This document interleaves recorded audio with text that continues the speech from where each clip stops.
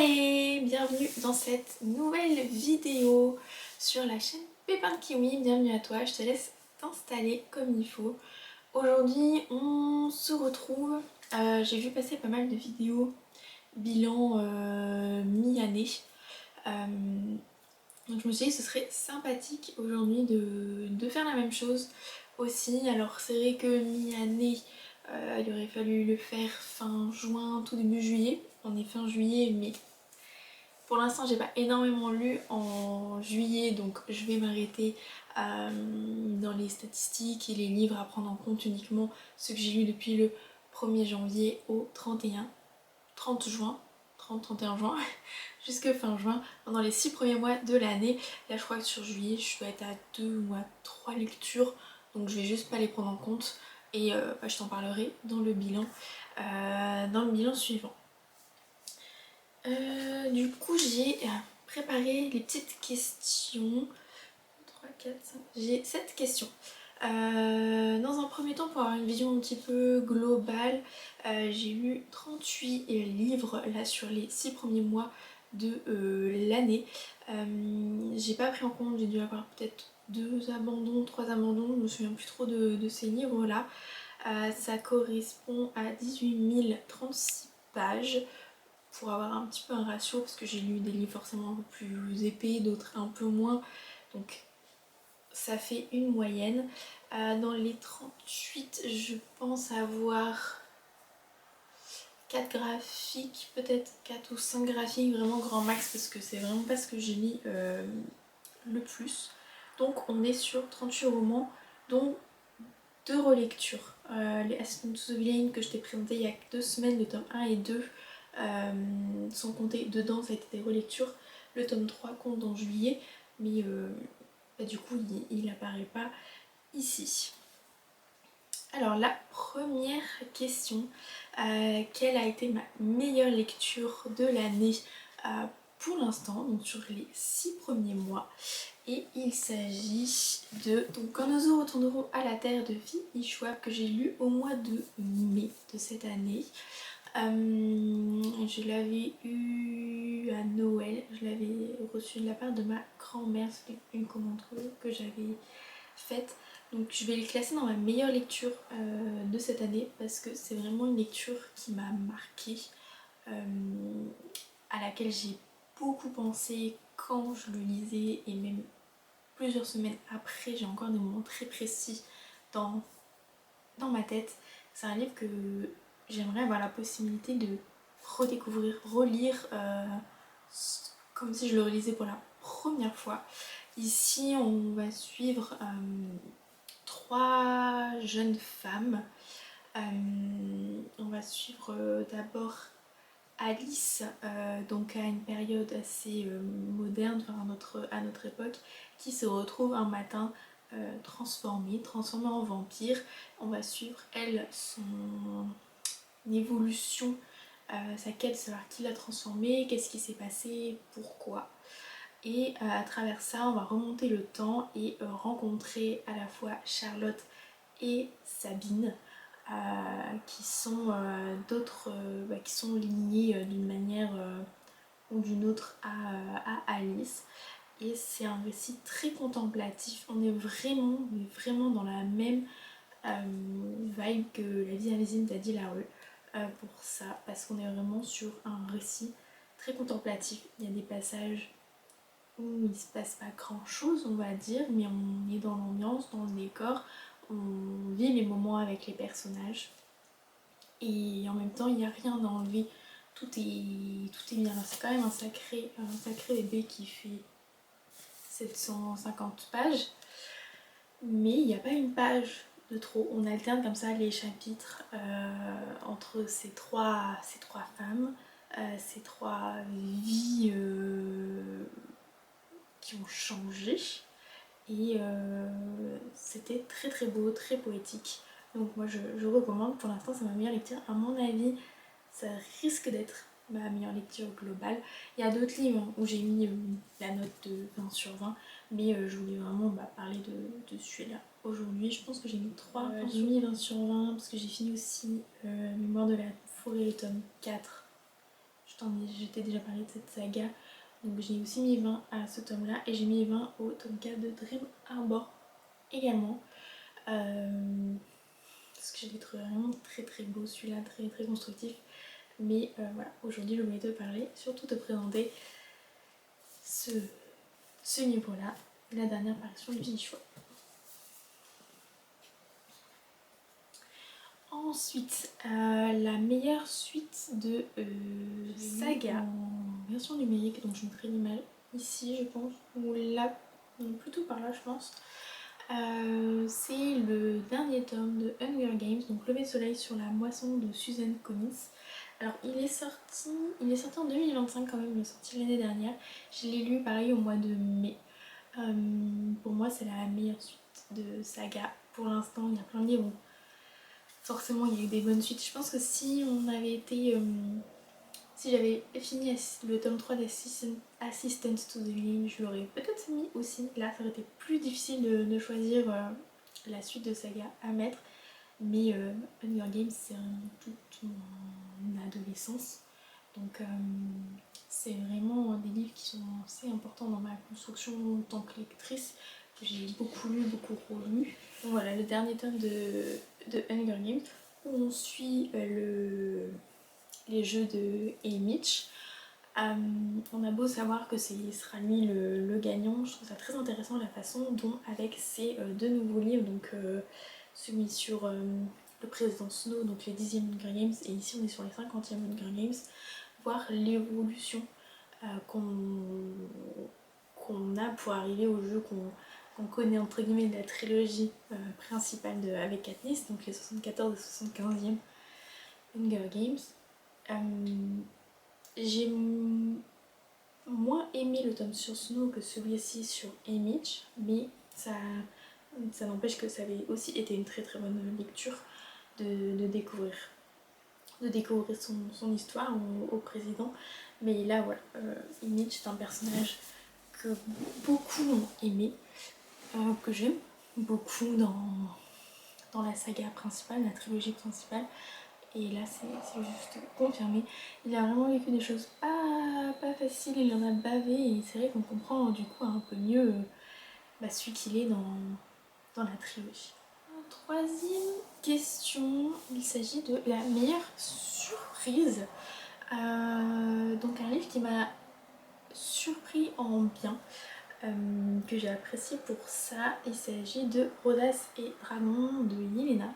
Je t'en ai parlé il y a pas longtemps parce que je l'ai lu au mois de juin. Et, alors j'ai pas mis une note exceptionnelle parce que ça reste un jeunesse, j'ai passé un bon moment, mais en fait j'ai été surprise de la profondeur de certains messages qui étaient passés dans le livre.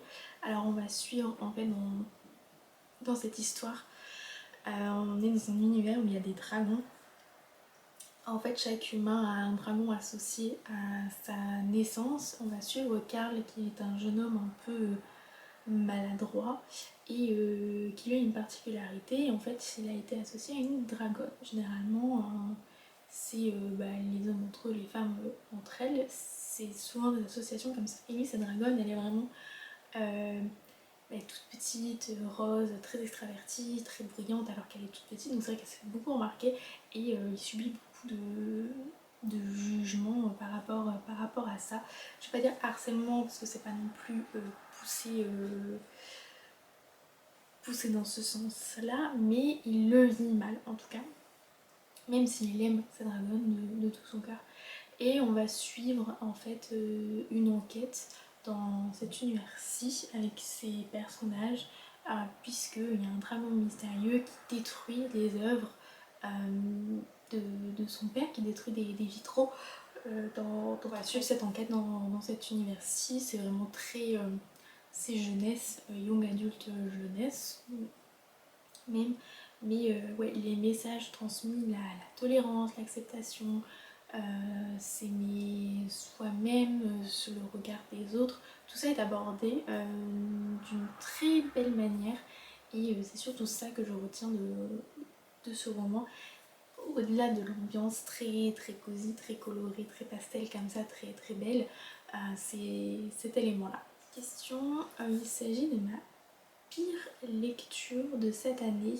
Alors je compte pas les quelques abandons parce que je pense que j'ai eu, comme j'en parlais tout à l'heure, peut-être 2 ou 3 abandons depuis le début de l'année, mais je m'en souviens pas trop puisque j'ai abandonné. Souvent quand j'abandonne, je ne pas beaucoup. Soit j'arrête assez vite, soit je me force un peu à continuer parce qu'il y a quand même un élément qui me donne envie de savoir la fin. Et là, il s'agit de La chasseuse et l'alchimiste d'Alison Saft. Donc pareil, je l'ai lu en numérique et alors je pense qu'il y a 2 choses. Il y a une chose qui est le livre en lui-même. J'ai pas vraiment accroché à la plume. Je l'ai pas abandonné, je suis allée jusqu'à la fin.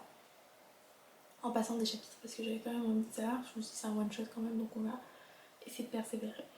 Et il y a la plume, peut-être l'histoire aussi, le fait que je me suis pas attachée au personnage, on était très en... Comme ça on était un peu en hauteur, en train de flotter, de regarder ce qui se passait, on n'était pas très impliquée, je me suis pas sentie impliquée dans l'histoire. Et le fait que quand je l'ai lu, j'étais malade. J'avais une grippe monumentale, voilà, je l'ai lu cet hiver, là tout début janvier. Je pense que la maladie a peut-être fait aussi, j'avais un peu plus la flemme de me concentrer, plus la flemme de faire des efforts pour comprendre, de m'impliquer dans l'histoire, parce que je lisais, je m'endormais, enfin c'était un peu compliqué aussi. Peut-être si j'avais lu en étant pas malade, ça l'aurait fait. Je pense pas que ça, y a que ça qui jouait, mais ça en fait partie.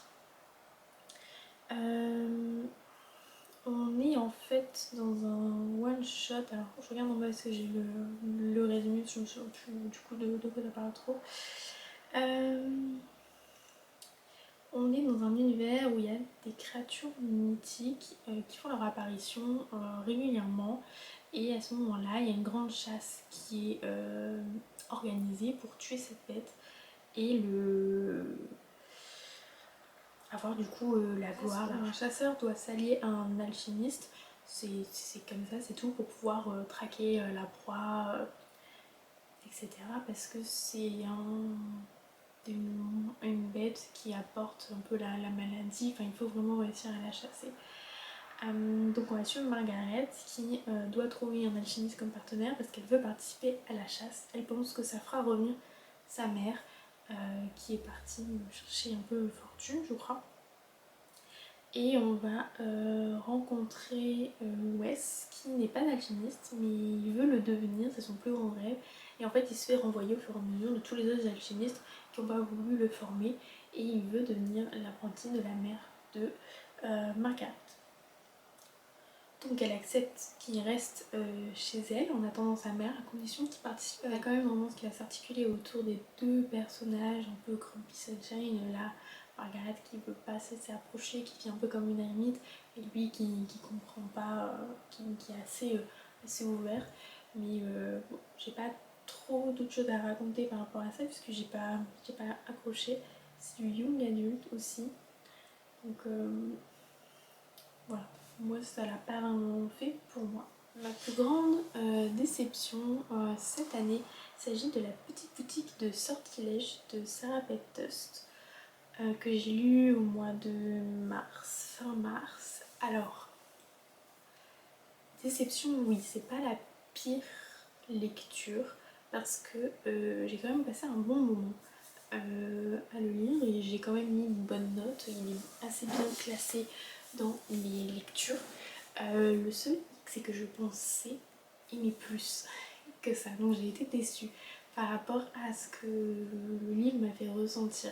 C'est-à-dire qu'on va suivre qui est là, dans un univers fantastique, qui est là, qui fuit la capitale parce qu'il y a une révolte.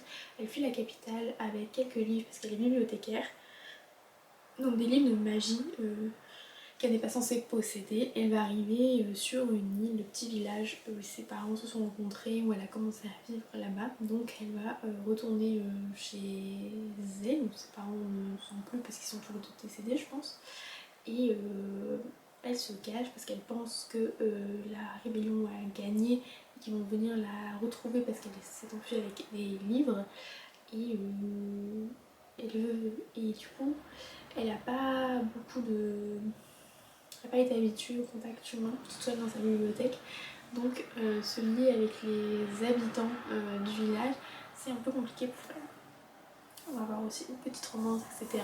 Pour gagner de l'argent, elle fait des confitures. Voilà.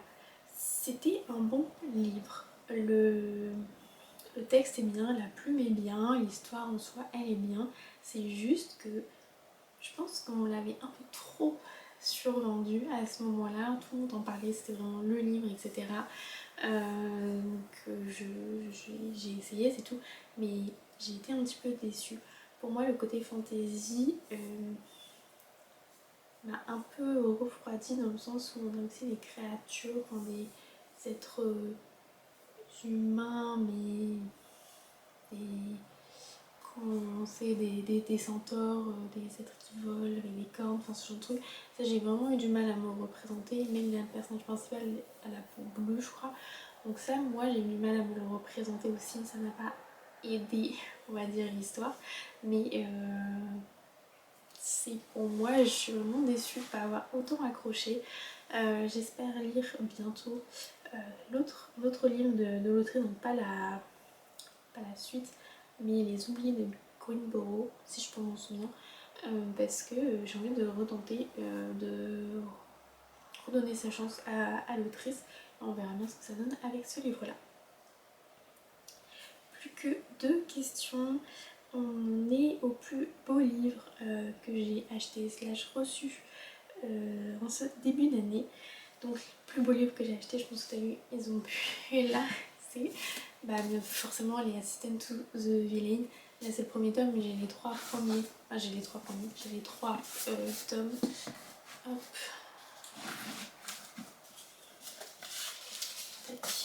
J'ai les 3.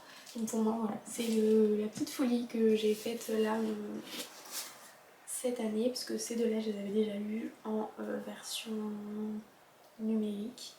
Et le troisième est sorti, je me suis dit j'ai envie de les avoir en papier, parce qu'ils sont très très beaux quand même. Donc j'ai relu le 1, le 2 et j'ai lu le 3 là dans la foulée au mois de juin slash juillet pour le troisième tome.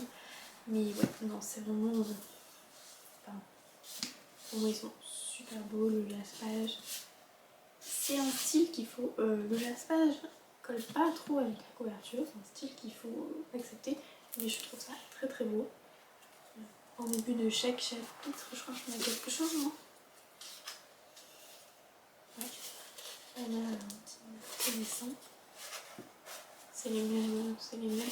C'est pas les mêmes en fonction des tomes, je crois. Alors là, c'est une petite licorne. Et le troisième, je sais plus.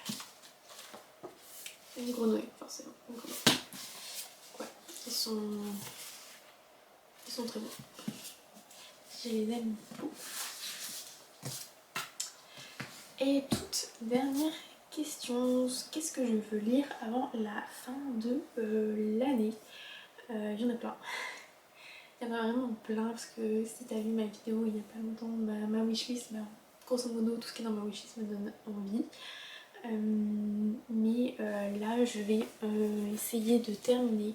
Mon objectif c'est de terminer assez rapidement la saga Le Dernier Conte parce que j'ai adoré. C'est une découverte de cette année. J'aurais pu mettre dans meilleure lecture ou meilleure suite de saga aussi parce que j'ai lu le 1 et le 2 là en début d'année.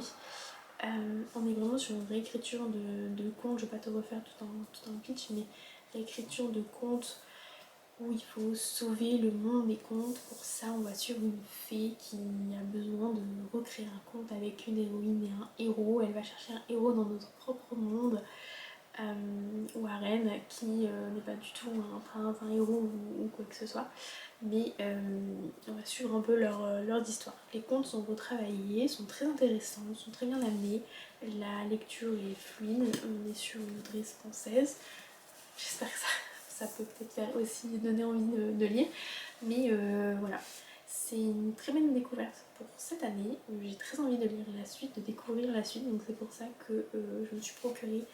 Alors déjà quand j'ai une saga en papier c'est que j'aime beaucoup et donc je me suis procuré tous les tomes et là j'attends de pouvoir lire le tome 3 très prochainement même si pas tout de suite parce que je pars en vacances et j'ai pas envie de le prendre pour pas l'abîmer, pas le perdre, etc. Parce qu'il y a de l'avion, plein de transport, de trajet.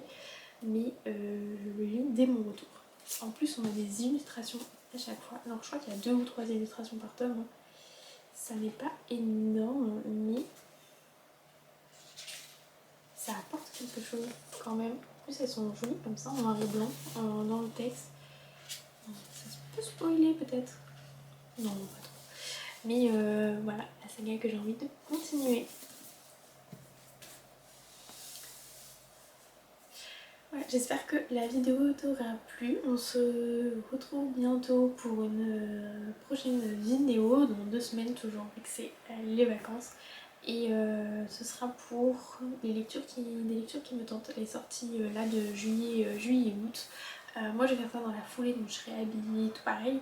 Mais je te retrouve dans 2 semaines. Ciao!